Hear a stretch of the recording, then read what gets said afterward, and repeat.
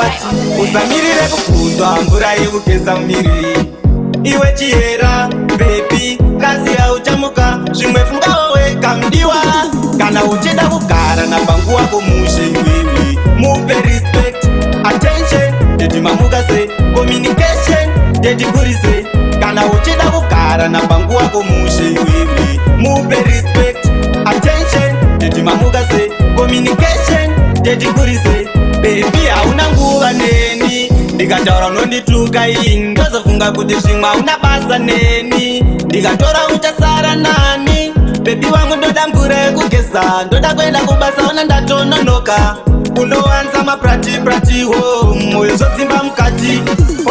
kana uchida kugara napangu wako mushe iwewe mupe respect attention dedimamuka se communication dedikurise kana uchida kugara napangu wako mushe iwewe mupe respect attention dedimamuka se communication dedikurise bedaiona tejuvotina mandewo unondiforomesa zvitina pambedha womuka kunge johnsina woenda nelula ini ndiri kuda iwa wangu dai wamboedza undibvunza teti ndoenda here kana mchiri kuda ndokupawo permission oendawo kicheni ndiwa handione pane chingatinetse kana uchida kugara napangu wako mushe iwewe mupe respect attention dedimamuka se communication dedikurise kana uchida kugara napangu wako mushe iwewe mupe respect attention dedimamuka se communication dedikurise bebi hauna nguva neni ndikataura unondituka iyi ndozofunga kuti zvimwe hauna basa neni ndikatora uchasara nani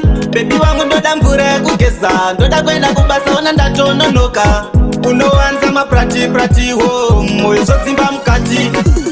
kana uchida kugara napangu wako mushe iwewe mupe respect attention dedimamuka se communication dedikurise kana uchida kugara napangu wako mushe iwewe mupe respect attention dedimamuka se communication dedikurise bedaiona tejuvotina mandewo unondiforomesa zvitina pambedha womuka kunge johnsina woenda nelula ini ndiri kuda iwa wangu dai wamboedza undibvunza teti ndoenda here kana mchiri kuda ndokupawo permission oendawo kicheni ndiwa handione pane chingatinetse kana uchida kugara napangu wako mushe iwewe mupe respect attention dedimamuka se communication dedikurise kana uchida kugara napangu wako mushe iwewe mupe respect attention dedimamuka se communication dedikurise